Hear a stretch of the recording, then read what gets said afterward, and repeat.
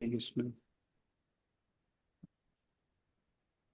जय श्री कृष्ण चैतन्य प्रभु नित्यानंद श्री अद्वैत गदाधर श्रीवासादि गौर भक्तवृंद। जय जय श्री श्री कृष्ण चैतन्य प्रभु नित्यानंद श्री अद्वैत गदाधरा श्रीवासादि गौर भक्त वृंद। हरे कृष्ण कृष्ण कृष्ण हरे हरे, हरे राम राम राम हरे हरे। हरे हरे कृष्ण कृष्ण कृष्ण कृष्ण हरे हरे हरे राम राम हरे हरे राम राम हरे राम राम हरे हरे। हरे कृष्ण कृष्ण हरे हरे, हरे राम राम राम हरे हरे। हरे हरे कृष्ण कृष्ण कृष्ण कृष्ण कृष्ण हरे हरे हरे, हरे हरे हरे राम हरे राम राम राम हरे हरे।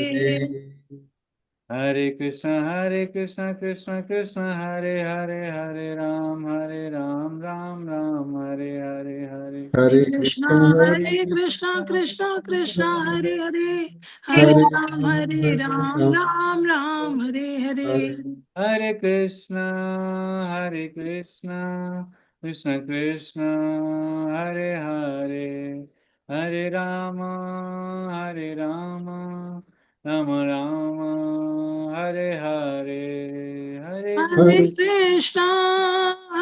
कृष्णा कृष्णा कृष्णा हरे हरे, हरे हरे रामा हरे रामा राम राम हरे हरे।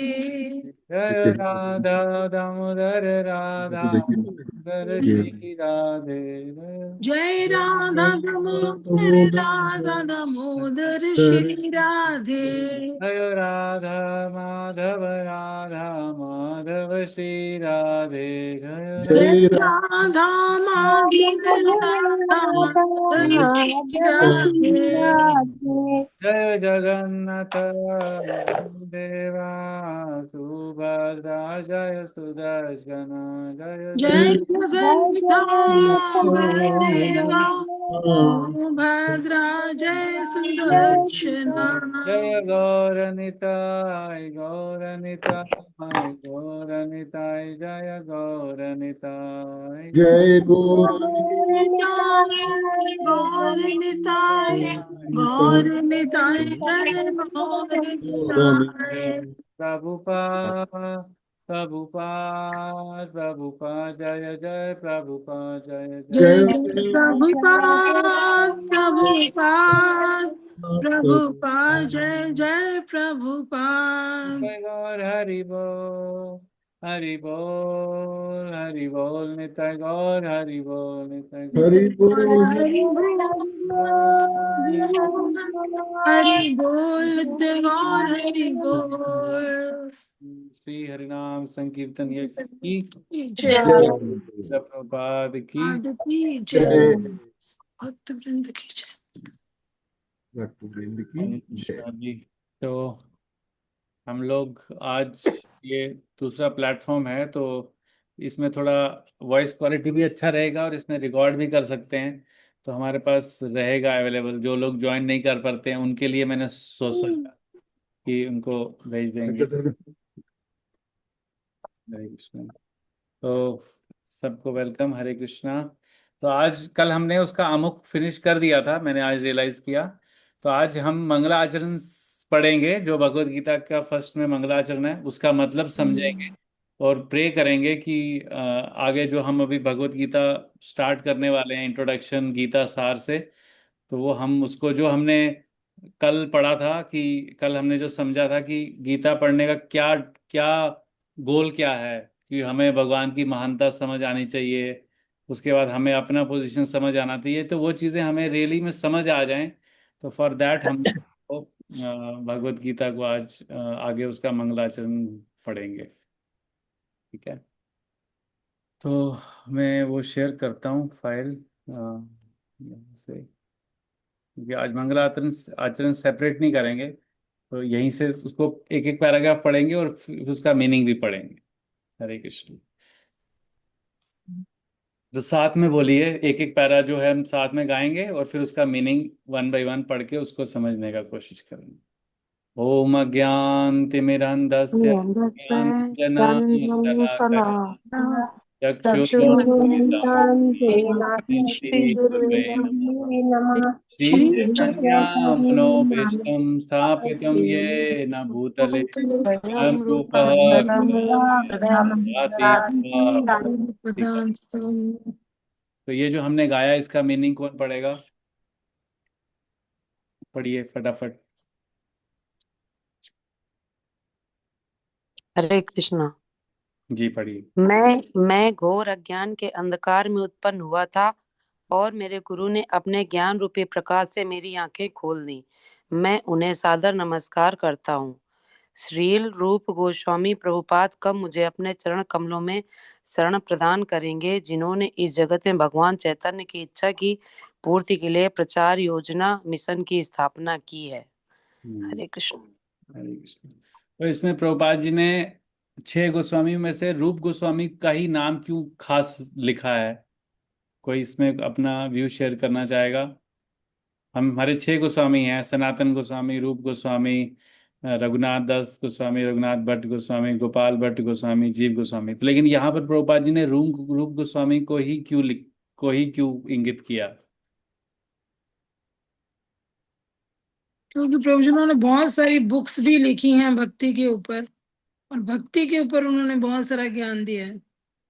सभी गोस्वामियों ने भक्ति के ऊपर ही ज्ञान दिया है। बट इन्होंने बुक्स भी बहुत लिखी हैं जो कॉमन मैन के लिए बहुत हेल्पफुल है। प्रभु जी, एक मेरा डाउट भी था, सुबह मैं यही पढ़ रही थी, भक्ति विलास ठाकुर, ये बुक है ना हरि भक्ति विलास, जो रूप गोस्वामी ने लिखी है, उसमें डूज एंड डोंट्स ऑफ जपा मैं टॉपिक सुन रही थी, तो उसमें लिखा सुना मैंने कि बाएं हाथ से माला में जाप नहीं करना चाहिए, बट मैं तो जनरली बाएं हाथ से ही करती हूँ। उन्होंने बोला बाएं हाथ से वही लेफ्ट लोग हैंड से? करेंगे। हाँ लेफ्ट जी। हैंड नहीं, लेफ्ट हैंड से कभी भी जप नहीं होता है, राइट हैंड से ही होता है। बट मैं तो जनरली, फिर मेरे को नहीं पता था इसका, क्योंकि उन्होंने लिखा हाँ है वहां, मैंने सुना कि लेफ्ट हैंड से वही लोग कर सकते हैं जो लेफ्टी हैं, तो अदरवाइज राइट हैंड जपा करो। हमने मैं जब भी दोनों में, दोनों से ही करती हूँ, कभी राइट से कभी लेफ्ट से, बट लेफ्ट का मेरे को ज्ञान नहीं था। लेफ्ट से तो बिल्कुल भी नहीं करते। हमने जितनी वहाँ बार लिखा अभी तक। डेमोन्स्ट्रेशन किया है, हमने तो राइट हैंड से ही डेमोन्स्ट्रेशन किया है। तो hmm. Coming back to the point कि रूप गोस्वामी जो हैं, तो रूप गोस्वामी ने यहाँ पर क्या लिखा है? जिन्होंने इस जगत में भगवान चैतन्य की इच्छा की पूर्ति के लिए प्रचार योजना की स्थापना की। तो ये जो हरे कृष्णा मूवमेंट है, ये चैतन्य महाप्रभु का जो मनोभिष्टम है ना, जो जो उनके जो मन का भाव है, चैतन्य श्री चैतन्य मनोभिष्टम, मनोभिष्टम मतलब किसके अंदर का जो भाव, अंदर का जो इच्छा है, मन की जो इच्छा है, तो वो रूप गोस्वामी ने चैतन्य महाप्रभु के मन की इच्छा को समझ के, और फिर ये स्थापितम ये न भूतले, तो उन्होंने मन मन की बात, भगवान के मन की बात को जानकर इस मिशन की स्थापना की। इसलिए हमें बोला जाता है, जो गौड़िया वैष्णव है उनको रूप रूप अनुगास भी बोला जाता है। हम रूप गोस्वामी के मतलब जो उनकी शिक्षाओं को पालन करने वाले लोग जो हैं, उनको गौड़िया वैष्णव बोला जाता है। इसलिए रूप गोस्वामी का स्पेशल मेंशन है। नेक्स्ट पढ़ते हैं। वंदे हम श्री गुरु श्रीयुत पद कमलम श्री गुरून् वैष्णवांश्च श्री रूपम साग्र जातम सहगन रघुनाथान्वितं तं सजीवं साधवेतं सावधूतं परिजन सहितं कृष्ण चैतन्य देव श्री राधा कृष्ण पादां सहगन ललिता श्री विशाखान्वितांश्च पढ़िए नेक्स्ट। हरे कृष्णा। मैं अपने गुरु के चरण कमलों को तथा समस्त वैष्णवों के चरणों को नमस्कार करता हूँ। मैं श्री रूप गोस्वामी तथा उनके अग्रज सनातन गोस्वामी एवं साथ ही रघुनाथ दास, रघुनाथ भट्ट, गोपाल भट्ट एवं श्री जीव गोस्वामी के चरण कमलों को सादर नमस्कार करता हूँ। मैं भगवान कृष्ण चैतन्य तथा भगवान नित्यानंद के साथ साथ अद्वैत आचार्य गदाधर शिवावास तथा अन्य पार्षदों को सादर प्रणाम करता हूँ। मैं श्रीमती राधा रानी तथा श्री कृष्ण को श्री ललिता तथा श्री विशाखा सखियों सहित सादर नमस्कार करता हूँ। ये तो क्लियर ही है। ऊपर उन्होंने रूप गोस्वामी को प्रे करते हैं और नीचे यहाँ सभी वैष्णवों को, फिर सब गोस्वामीज को, और फिर भगवान चैतन्य महाप्रभु को, पंचतत्व को। और ये श्रीवास है, श्रीवावास नहीं है, श्रीवास है। श्रीवास। श्रीवास पढ़ना है। तो आगे पढ़ते हैं। हे कृष्ण करुणा सिंधु दीन बंधु जगतपते गोपेश गोपिका कांत राधा कांत नमस्तुते। पढ़िए पढ़िए जल्दी। हे कृष्ण, आप दुखियों के सखा तथा सृष्टि के उद्गम हैं। आप गोपियों के स्वामी तथा राधा रानी के प्रेमी हैं। मैं आपको सादर प्रणाम करता हूँ। ये भगवान श्री कृष्ण का प्रणाम मंत्र है। तप्त कांचन गौरांगी राधे वृंदावनेश्वरी वृषभानुसुते देवी प्रणमामि हरि। मैं उन राधा रानी को प्रणाम करता हूँ जिनकी शारीरिक कांति पिघले सोने के सदृश है, जो वृंदावन की महारानी हैं। आप राजा वृषभानु की पुत्री हैं और भगवान कृष्ण को अत्यंत प्रिय हैं। तो ये राधा रानी का प्रणाम मंत्र है और ये वैष्णव प्रणाम मंत्र है। वांछा कल्पतरुभ्यश्च कृपा सिंधु भैव च पतितानां पावनेभ्यो वैष्णवेभ्यो नमो नमः। पढ़िए। हे, मैं भगवान के समस्त वैष्णव भक्तों को सादर नमस्कार करता हूँ। वे कल्प वृक्ष के समान सबों की इच्छाएं पूर्ण करने में समर्थ हैं तथा पतित जीवात्माओं के प्रति अत्यंत दयालु हैं। तो यहाँ पर मतलब सभी जितने भी वैष्णव डिवोटीज हैं, वे वैष्णव मतलब जो भगवान का नाम लेते हैं, जो भगवान की सेवा करते हैं, तो उन सभी वैष्णव भक्तों को हम सादर नमस्कार करते हैं, क्योंकि वो कल्प वृक्ष के समान है। हमारी जो अंदर की इच्छाएं उसको पूरा करते हैं। श्री कृष्ण चैतन्य प्रभु श्री नित्यानंद कृष्ण श्री चैतन्य प्रभु अद्वैत नित्यानंद श्री गदाधर अद्वैत गदाधर श्रीवासादि गौर श्रीवासादि गौर भक्त वृंद। भक्त वृंद। ये मैं श्री कृष्ण चैतन्य प्रभु नित्यानंद श्री अद्वैत गदाधर श्रीवास आदि समस्त भक्तों को सादर प्रणाम करता हूँ। हरे कृष्ण हरे कृष्ण हरे कृष्णा कृष्णा कृष्ण कृष्णा कृष्ण हरे हरे हरे हरे हरे राम हरे राम राम राम हरे। राम हरे। तो उसके बाद हम प्रभुपाद जी का प्रणाम मंत्र हम गाएंगे। नमः ओम विष्णुपदाय कृष्ण पृष्ठाय भूतले श्रीमते भक्ति वेदांत स्वामी इति नामिने नमस्ते सरस्वती देवे गौरवाणी प्रचारिणे निर्विशेष शून्यवादी पाश्चात्य देश की जय। गौर भक्त वृंद की। तो यहाँ से हम आज भगवत गीता का जो इसका मीनिंग है, यहाँ से इंट्रोडक्शन इसकी शुरू होती है, तो हम पढ़ते हैं। तो मैं फर्स्ट पैरा कर पढ़ता हूँ, उसके बाद आगे बारी बारी पढ़ते हैं। भगवत गीता को गीतो उपनिषद भी कहा गया है। ये वैदिक ज्ञान का सार है और वैदिक साहित्य का सर्वाधिक महत्वपूर्ण उपनिषद है। निसंदेह भगवत गीता पर अंग्रेजी भाषा में अनेक भाष्य प्राप्त हैं। अतएव एक अन्य भाष्य की आवश्यकता के बारे में प्रश्न किया जा सकता है। इस प्रस्तुत संस्करण का प्रयोजन इस प्रकार बताया जा सकता है। हाल ही में एक अमेरिकी महिला ने मुझसे भगवत गीता के एक अंग्रेजी अनुवाद की संस्तुति चाही। निसंदेह अमेरिका में भगवत गीता के अनेक अंग्रेजी संस्करण उपलब्ध हैं, लेकिन जहां तक मैंने देखा है, केवल अमेरिका ही नहीं अपितु भारत में भी उनमें से कोई पूर्ण रूप से प्रमाणित संस्करण नहीं मिलेगा, क्योंकि लगभग हर एक संस्करण में भाष्यकार ने भगवत गीता यथारूप के मर्म का स्पर्श किए बिना अपने मतों को व्यक्त किया है। क्या मीनिंग है?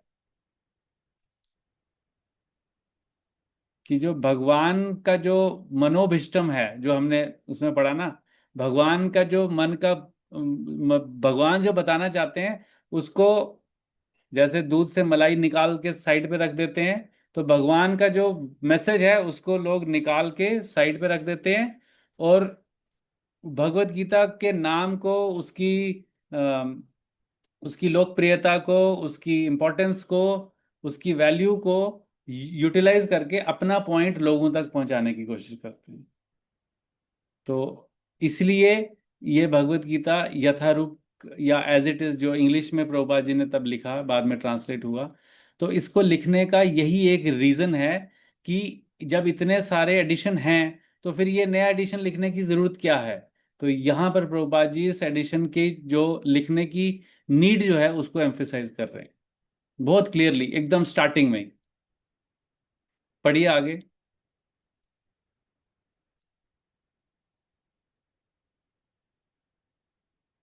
पढ़िए, anyone first come. Bhagavad Gita का मर्म भगवत गीता में ही व्यक्त है। यह इस प्रकार है, यदि हमें किसी औषधि विशेष का सेवन करना हो तो उस पर लिखे निर्देशों का पालन करना होता है।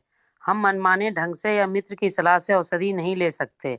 इसका सेवन लिखे हुए निर्देशों के अनुसार या चिकित्सक के निर्देशानुसार करना होता है। इसी प्रकार भगवत गीता को इसके वक्ता द्वारा दिए गए निर्देशानुसार ही ग्रहण या स्वीकार करना चाहिए। भगवत गीता के वक्ता भगवान श्री कृष्ण है। भगवत गीता के प्रत्येक पृष्ठ पर उनका उल्लेख भगवान के रूप में हुआ है। निसंदेह भगवान शब्द कभी कभी किसी भी अत्यंत शक्तिशाली व्यक्ति या किसी शक्तिशाली देवता के लिए प्रयुक्त होता है, और यहाँ पर भगवान शब्द निश्चित रूप से भगवान श्री कृष्ण को एक महान व्यक्तित्व वाला बताता है। किंतु साथ ही हमें यह जानना होगा कि भगवान श्री कृष्ण पूर्ण पुरुषोत्तम भगवान है। जैसा कि सभी महान आचार्यों जैसे शंकराचार्य, रामानुजाचार्य, मध्वाचार्य, निम्बार्क स्वामी, श्री चैतन्य महाप्रभु तथा भारत के वैदिक ज्ञान के अन्य विद्वानों ने पुष्टि की है, भगवान ने भी स्वयं भगवत गीता में अपने को परम पुरुषोत्तम भगवान कहा है, और ब्रह्म संहिता में तथा अन्य पुराणों में, विशेषतया श्रीमद् भागवतम में, जो भागवत पुराण के नाम से विख्यात है, वे इसी रूप में स्वीकार किए गए हैं। कृष्णस्तु भगवान स्वयं। अतएव भगवत गीता हमें भगवान ने जैसे बताई है वैसे ही स्वीकार करनी चाहिए। क्या क्या इसमें क्या पॉइंट निकल के आ रहा है? इसमें तो यही बता रहे हैं कि जैसा, मतलब एक एग्जाम्पल भी दिया है कि दवा को आप ऐसे नहीं खा सकते, उसमें जो लिखा हुआ है कैसे लेना है, आपको कब लेना है, उसी हिसाब से आप ले सकते हो। ऐसे भगवत गीता में भी वही है कि जो उसमें लिखा है आप उसी तरह से लो, किसी के सुने किसी के कहे, ऐसे ये नहीं कि जैसा आपने वो कर लिया, आपने वो कर लिया, तो मतलब एग्जैक्ट वही है जो उसमें लिखा है वैसे ही आपको वो ग्रहण करना है।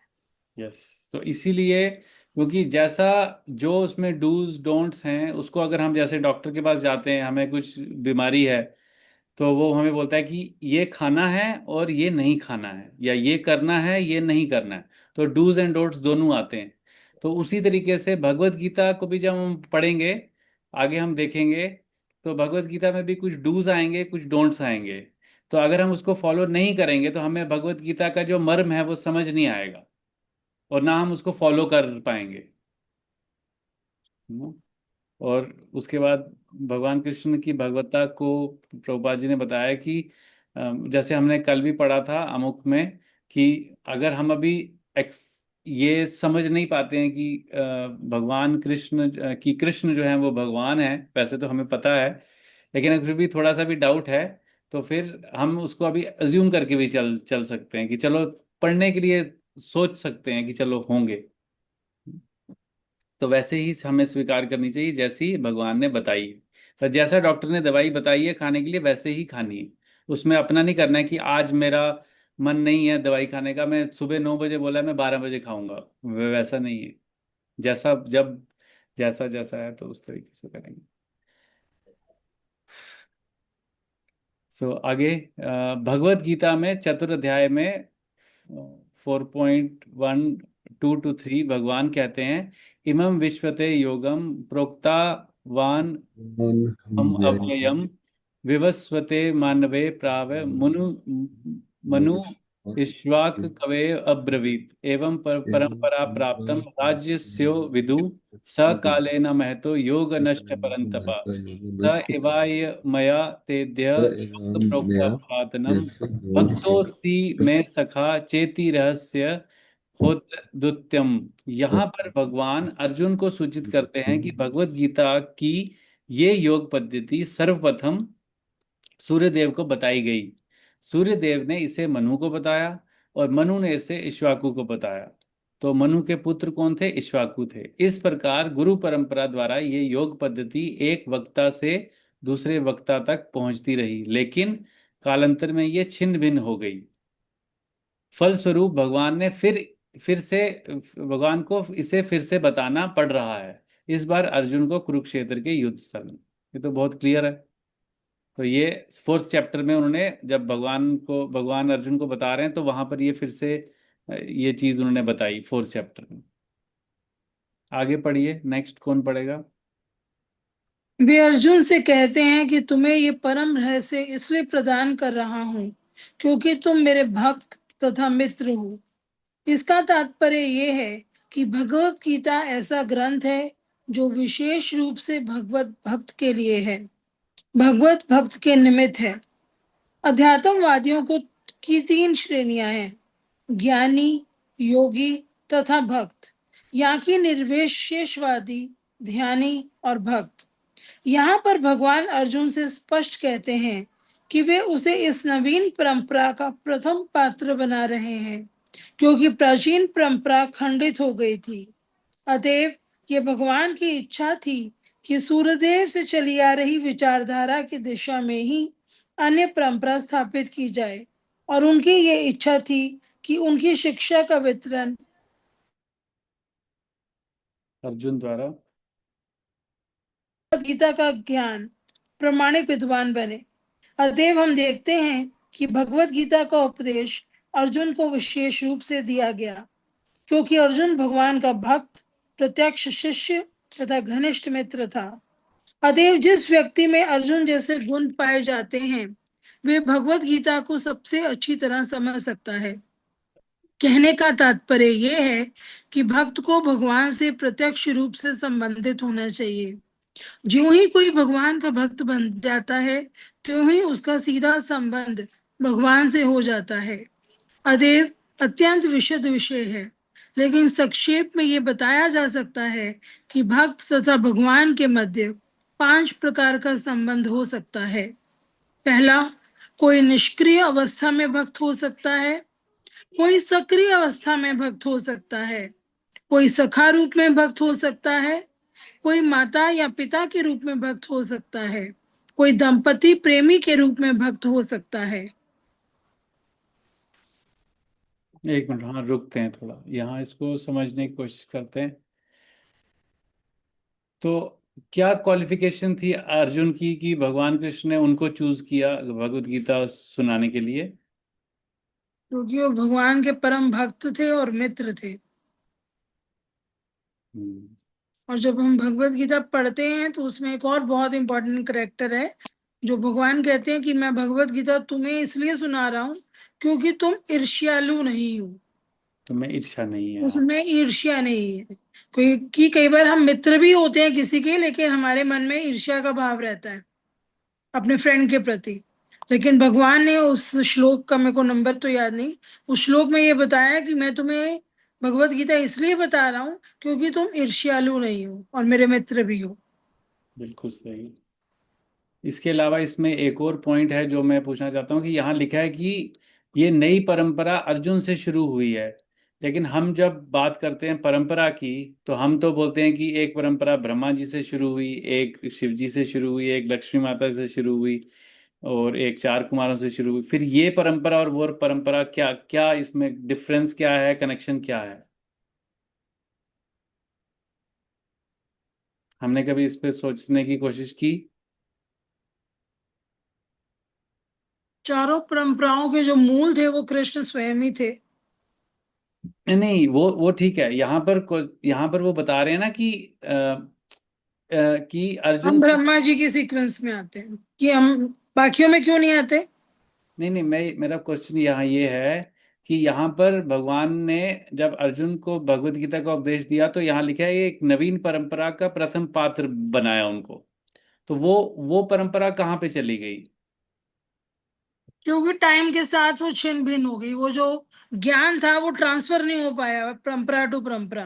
बीच में कुछ ऐसे लोग आ गए जिन्होंने उस ज्ञान को अपने ही मनमाने ढंग से बोलना शुरू कर दिया, जो तो यहाँ पे प्रभुपाद लिखते भी हैं कि एज इट इज नहीं था, तो वो परंपरा खंडित हो गई। नहीं, लेकिन अर्जुन परंपरा खंडित हुई तभी तो अर्जुन को दोबारा से ज्ञान दिया ना। अब अर्जुन वाली परंपरा कौन सी है? अर्जुन के ब्रह्म बाद? गौड़ी, हाँ। ब्रह्म गौड़ी परंपरा नहीं नहीं, अर्जुन का नाम ही नहीं आता है ब्रह्म गौड़ीय वैष्णव संप्रदाय में। इनसे शुरू होती है। तो इस पे मतलब अगर किसी को आंसर पता है तो आप बता सकते हैं, बट ऐसा अगर नहीं मालूम है तो ये चीज मेरे को भी डाउट आया था जब मैंने ये पहली बार पढ़ा था गीता, तो मुझे ये डाउट आया था। फिर मैंने बहुत सारे डिवोटीज, सीनियर डिवोटीज से मंदिर में पूछा, तो उन्होंने जो मुझे आंसर दिया कि कृष्णा ने ये नॉलेज पहले विवस्वान को दिया, उसके बाद वो छिन्न भिन्न हो गया, उसके बाद वो फिर दोबारा अर्जुन को दिया। लेकिन ये सबसे पहले उन्होंने ब्रह्मा जी को पहले से दिया हुआ था, शिव जी को भी उससे पहले दिया हुआ था, चार कुमारों को भी उससे पहले दिया हुआ था, और ये सब दिया हुआ था। लेकिन हम जो जिस परंपरा को फॉलो कर रहे हैं, हम अर्जुन वाली परंपरा की हम सिर्फ देख रहे हैं कि जब अभी पिछले युग में भगवान कृष्ण ने अर्जुन को दोबारा ये उपदेश दिया, तो हमारे लिए वो छिन्न भिन्न नहीं हुआ, क्योंकि हम ऑलरेडी परंपरा से नॉलेज ले रहे हैं, तो हम उसी परंपरा से रहे, हमारे लिए छिन्न भिन्न नहीं हुआ। लेकिन जो उस समय जो लोग यहाँ पर जो युद्ध कुरुक्षेत्र के युद्ध स्थल में थे, उन लोगों तक वो नॉलेज पहुंच नहीं रही थी, क्योंकि वो किसी परंपरा से जुड़े ही नहीं थे। तो इसलिए वहां पर सारे लोगों को एक साथ इकट्ठा किया, भगवान का भी प्लान था, सारे लोगों को इकट्ठा किया, जितने भी पापी थे पुण्य जिनने लोग, सबको एक जगह इकट्ठा किया और सबको उपदेश दिया। अब जिसने भगवान को साक्षात देखकर जिनकी मृत्यु हुई, वो तो भगवत धाम वापस चले गए। और जो वहां पर पेड़ पौधे थे, जीव, जो छोटे छोटे कीड़े मकोड़े थे, जानवर थे, पक्षी थे, उन्होंने भी भगवान के वर्ड सुने, उनका भी वो भी बैक टू गॉड हेड चले गए। तो उस समय जो लोग वहां प्रेजेंट थे, उसके आगे क्योंकि सब लोगों का डेथ हो गया था, सिर्फ पांडवों को छोड़ के तो कोई बचा नहीं था, तो परंपरा आगे जाने का कोई चांस नहीं था। क्योंकि तो इसलिए ये जो परंपरा बनी, ये उस वक्त सभी लोगों को दे दिया। लेकिन हम जो नॉलेज गेन कर रहे हैं, वो हम जब भगवान ने सृष्टि की तो ब्रह्मा जी को नॉलेज दिया, हम उस परंपरा से नॉलेज गेन गेन कर रहे हैं। तो ये अंडरस्टैंडिंग होना बहुत इंपॉर्टेंट है कि ये जो चार परंपराएं हैं, क्या ये द्वापर युग के बाद में शुरू हुई? नहीं, ये द्वापर युग तो बहुत बाद में आया, है ना। लेकिन जब जो हम ब्रह्मा जी की या शिव जी की या लक्ष्मी माता की या चार कुमार की परंपरा की बात करें, वो सृष्टि के प्रारंभ से है। तो इसलिए हमें हमें we should be very much proud of कि हम किस परंपरा से हमें हमें हम ये नॉलेज गेन गेन कर रहे हैं, जो ये परपोर्ट्स जो प्रभुपाद जी ने हमको बताए हैं आगे जो हम पढ़ेंगे। तो उसके बाद इसको लास्ट का ये पॉइंट तो कर। जी आज मैं एक लेक्चर सुन रही थी, उसमें बताया था कि जब ये भगवान ने ज्ञान अर्जुन को दिया, तो सिर्फ अर्जुन को ही नहीं दिया, उस वक्त 3 लोगों को और ज्ञान दिया। क्योंकि अर्जुन की जो रथ था उस पे हनुमान की पताका थी, तो हनुमान जी ने ये ज्ञान सुना, दूसरा संजय ने सुना, तीसरा धृतराष्ट्र ने सुना, और चौथा अर्जुन था। हाँ, लेकिन उन तीनों का उल्लेख फिर गीता में क्यों नहीं आता? सिर्फ अर्जुन को ही क्यों प्रायोरिटाइज किया जाता है कि अर्जुन को दिया, अर्जुन को दिया? मतलब जैसे होता है ना कि अगर बारिश पड़ती है, अगर मान लो कहीं बारिश पड़ रही है या आपने किसी को कुछ देना है, तो उसके परिवार वालों को या उससे जो लोग लिंक्ड हैं उनको भी बेनिफिट मिल ही जाता है।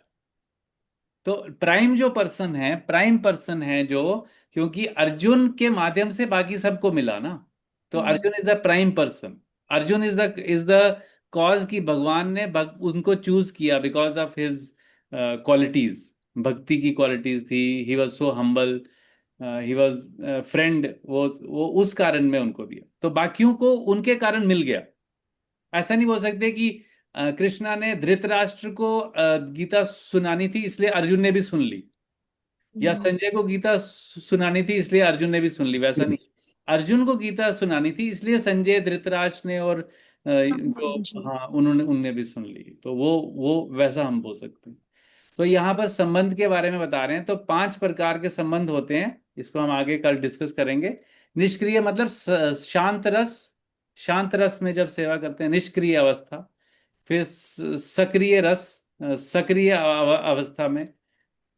फिर सखा रूप में, जैसे कि अर्जुन थे। माता पिता, जैसे देवकी माता जी हैं, नंद महाराज हैं। उसके बाद माधुर्य, माधुर्य प्रेमी के रूप में, जैसे कि राधा रानी।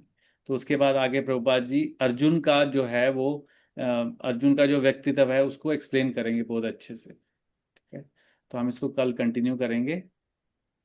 तो मुझे लगता है काफ़ी लोगों को जूम में आने में थोड़ा सा दिक्कत हुआ है।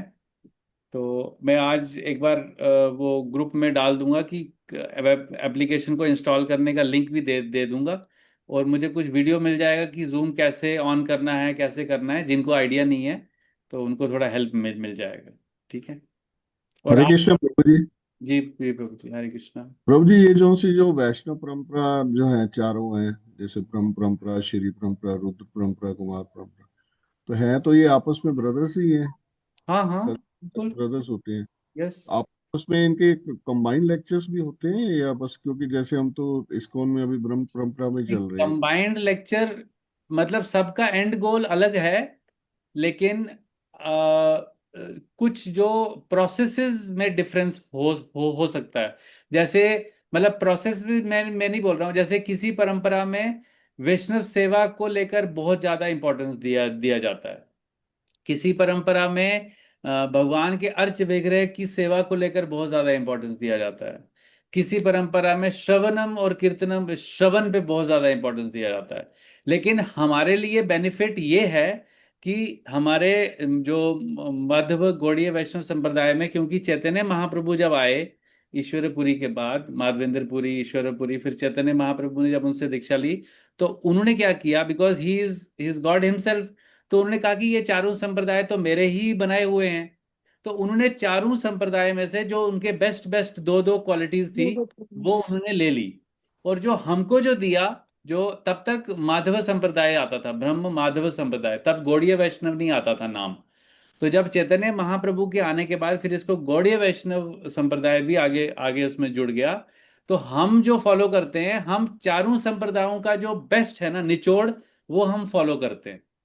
हम किसी एक संप्रदाय को फॉलो नहीं करते, हम चारों संप्रदायों के जो पूरा जो तत्व सार है उसको फॉलो फॉलो करते हैं।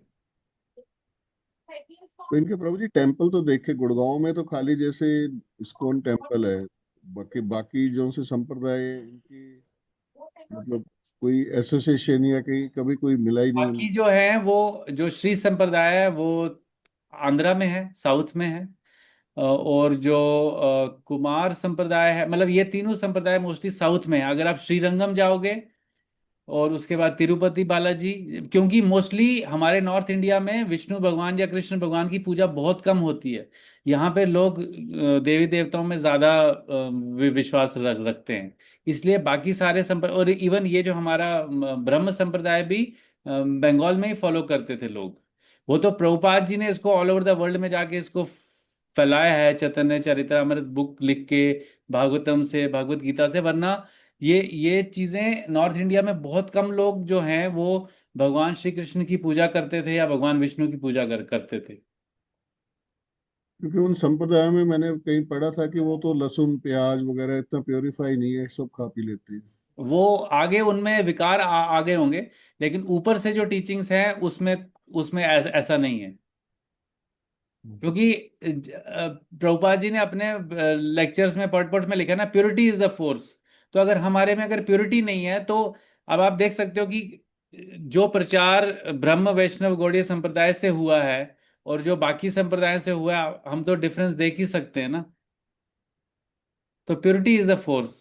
मतलब जो लोग फॉलो कर रहे हैं वो तो कर ही रहे हैं, उसमें कोई ऐसा नहीं है कि उनमें कोई डाउट है। लेकिन जो लोग नहीं कर रहे हैं, फिर वो खा रहे हैं और वो अपने को बोलते हैं जी हम इस संप्रदाय से जुड़े हैं।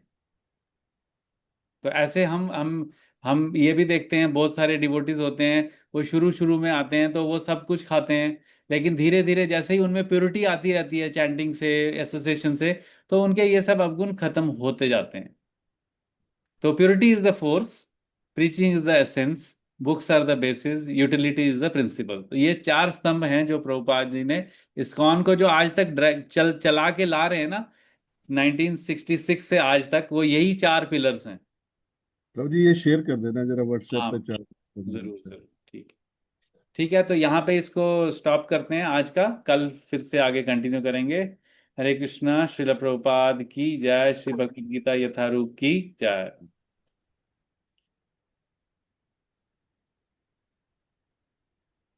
हरे कृष्ण।